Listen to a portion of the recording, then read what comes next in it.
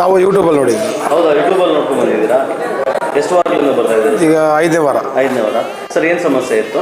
ನಮ್ಮದು ಸ್ವಲ್ಪ land problem ಇತ್ತು, ಮನೆ ಕಡೆ ಪ್ರಾಬ್ಲಮ್ ಇತ್ತು, ಆಮೇಲೆ ನಮಗೆ ಬಿಸ್ನೆಸ್ ಪ್ರಾಬ್ಲಮ್ ಇತ್ತು. ಇಲ್ಲಿ ಬಂದಮೇಲೆ ಸ್ವಲ್ಪ ಪರವಾಗಿಲ್ಲ.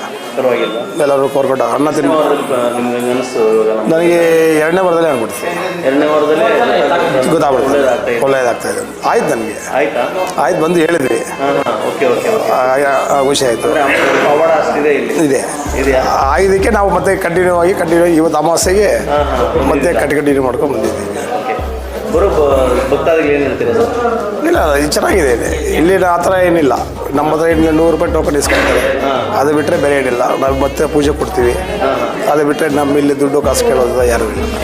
ಯಾರು ನಮ್ಮನ್ನ ಇದು ಮಾಡಿಲ್ಲ. ಆ ಥರ ನಾವೇನು ಹೇಳೋ ಥರ ಏನಿಲ್ಲ. ನಮ್ಗಾಗಿದೆ, ಕೆಲಸ ಆಗ್ತಾ ಇದೆ. ಯಾಕೆ ಸುಳ್ಳು ಹೇಳೋದು? ಕೆಲಸ ಆಗಿದೆ, ಅದಕ್ಕೋಸ್ಕರ ನಾವು ಪ್ರೀತಿ ಬಿಟ್ಟು ಬರ್ತಾಯಿದ್ದೀವಿ. ನಮಗಿನ್ನೂ 4 ಜನ ಹೇಳ್ತೀವಿ ಬನ್ನಿ ಅಂತ. ನೋಡಿ, ನಮ್ಮ ಸ್ನೇಹಿತರು ಬಂದಿದ್ದಾರೆ, ಅವ್ರು ಕರ್ಕೊಂಡು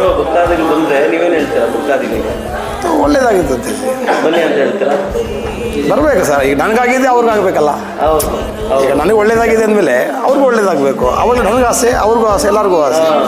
ಅವಾಗ ಈ ದೇವಸ್ಥಾನಕ್ಕೆ ಒಂದು ಇದೆ ಅಂತ ನಮಗೆ ಒಂದು ನಂಬಿಕೆ ಬರ್ತದೆ. ಅದು ನಮಗಾಗಿದೆ. ನನಗಾಗಿರೋದಕ್ಕೆ ನಾನು ಹೇಳ್ತಾ ಇರೋದು. ಅದಕ್ಕೆ ನನಗೆ 2ನೇ ವಾರಕ್ಕೆ ಬಂತು, ನನಗಾಗಿದೆ. ನಾನು ಅದಕ್ಕೆ ಇವತ್ತು ಸಂತೋಷ ಬಂದು ಮಾತಾಡಿಸ್ಕೊಂಡು ಹೋಗೋಣ ಅಂತ ಬಂದಿದ್ದೆ. Thank you very much.